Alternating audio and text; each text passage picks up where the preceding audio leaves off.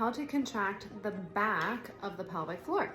Just like we would stop the urine of pee for the front of the pelvic floor, contracting the back of the pelvic floor might be a little bit easier. I want you to think about those awkward and embarrassing moments where you feel like you have to pass gas. So what do? You hold it up instead, right? That is contracting the back of the pelvic floor.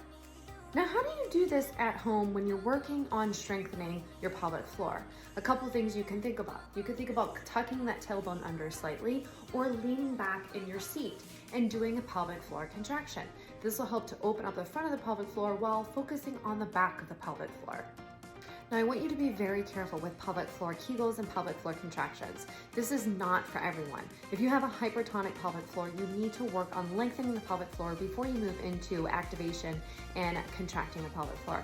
Work with an internal pelvic floor therapist who can assess you to determine, are you tight, are you weak, or maybe you're both.